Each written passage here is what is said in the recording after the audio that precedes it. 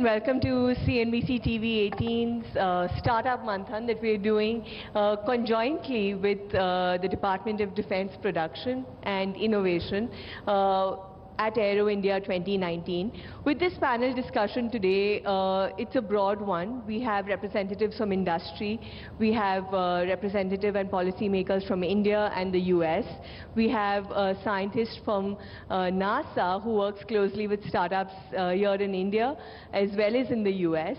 And of course we have Suyog, who represents the startup ecosystem here in India, a young company that's working in the A&D sector. So let me kick off this panel discussion, and let me start with you, Phil. I want to begin by asking you, from the perspective of Lockheed Martin's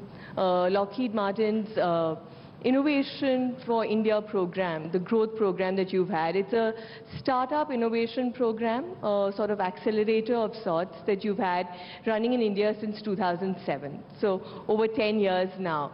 The ecosystem has changed drastically, especially in the last few years. We've really seen, with some progressive policy, at least from the government as well, a lot of startups proliferate. Can you give us a sense of how your own program within Lockheed has had to keep pace with what's happening as far as innovation is concerned? Sure. Well, thank you very much for the question and the opportunity to talk about the program.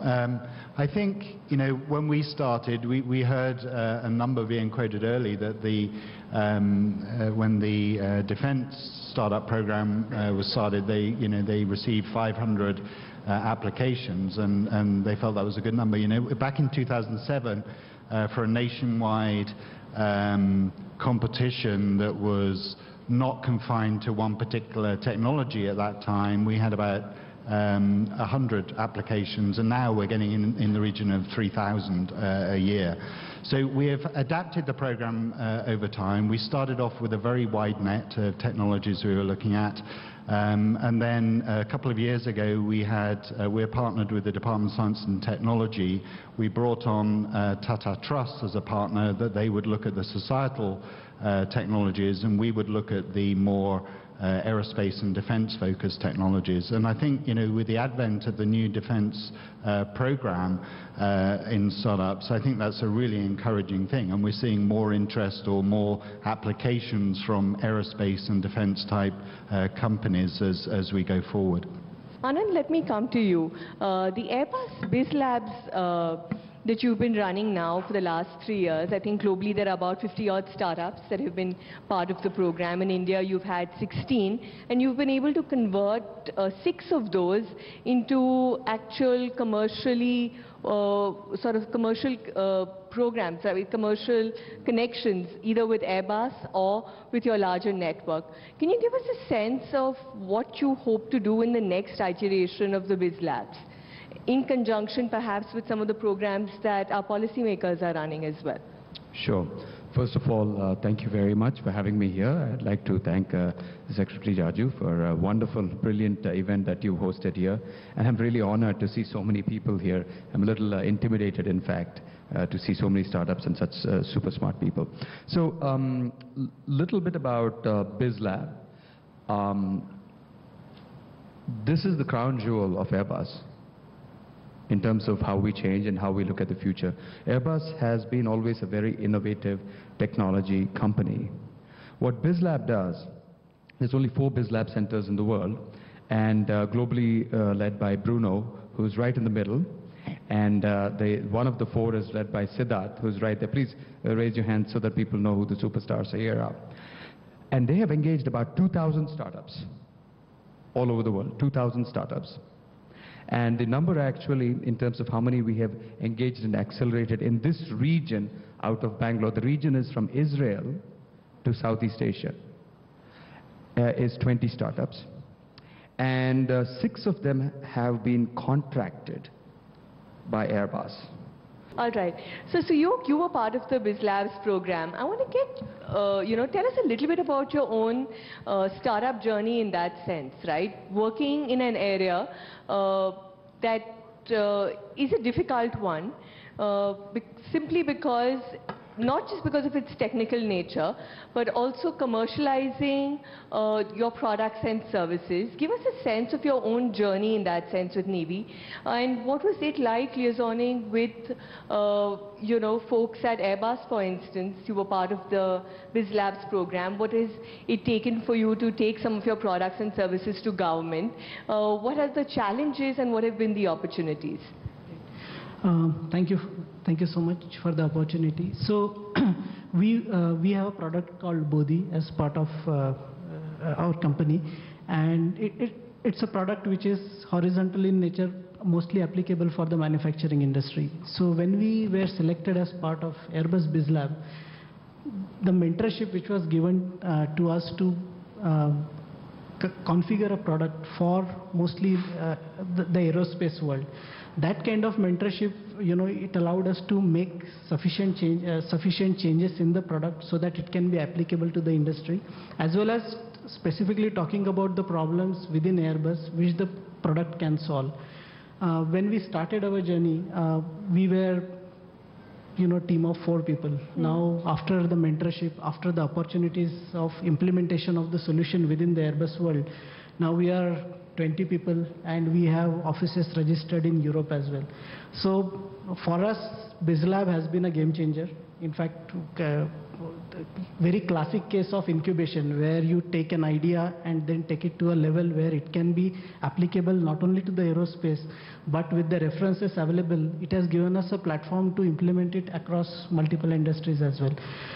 As far as your question of government is concerned, we had not worked with any of the organizations so far, so it will be premature for me to talk about that at this point in time. But we are very much open if there are opportunities. Okay. Would it be fair to say that one of the positive byproducts of going through a mentorship program or an incubation program, apart from getting the business at the end of it, was also been refining your idea, correct? Did you find that you were possibly working on an interesting product or service, but perhaps not directly aligned to what industry requirements were? Yes, of course. There were certain features which we thought probably would be the most important ones, but as we started talking to people within BizLab as well as with the larger groups within that, we realized that some of those need to be either toned down, or probably some of those which we thought may not be very relevant essentially became far more important to the business world. So of course there was a phase of refinement as far as product is concerned, but more refinement was more in terms of the business model, the revenue model. How do we position it such a way that it is palatable, the revenue model is palatable to the larger manufacturing industry as well as for the startups. So the refinement was more on those lines rather than the product, but of course a mix of both. It's a journey of evolution. All right. On that note, I'm going to come to you, Mr. Jaju. What we've heard from this side of the panel in that sense is more on the commercial and the business aspects of, commercializing technology in the area of aerospace. As far as defense is concerned, now the IDEX program has put out those 11 challenges that you want startups to work on, or if they're working in an allied area, look at how they could apply those to those key challenges and then start building up. But what we've heard is, again, in terms of the mentorship that would be provided, or the hand-holding that would be provided to further refine those ideas and actually, take them to fruition. Give us a sense of how the program is presently structured to enable you to do that along with your ecosystem partners. So yeah, the idea was emanated from the fact that defense is a fairly complex area of operation. I mean, you have technologies which have a lot of gestation periods. Sometimes the needs of the users are not clear, and of course if the needs are not clear, the proponent also will not be able to give them a perfect answer, because nobody has the right answer. A lot of technologies emanated originally after the World War II from defense globally, and most of it incubated in government-controlled laboratories and government-funded laboratories. But over the last 20-25 years, we have seen an increasing tendency of startups actually outsmarting those government-funded labs. And to an extent, we needed to bring that energy into the defense establishment. And the idea was to get in the energy and innovation coming in from the startups and use it for national security needs. And as we understand, national security has a lot of technology-related ramifications these days. So we wanted to create an ecosystem wherein startups can engage with the defense establishment, and we become a kind of a bridge between them and the defense establishment. So that's how the Defense Innovation Organization was established. Honorable Prime Minister launched it last year during TEP Expo. And when we started the organization, we were actually not very sure that we are going to come to this stage. We're talking to about 500 startups where we issued challenges, and you have more than 500 responses coming in. And in fact, all our jury members are having a real tough time in evaluating these responses.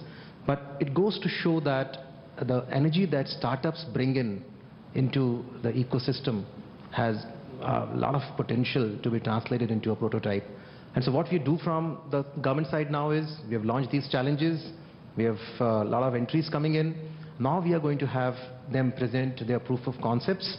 And once we understand that their proof of concepts are aligned with the needs of the defense establishment, then we also have a mechanism wherein we fund the development of prototype coming in from the proof of concepts going into towards the prototype development.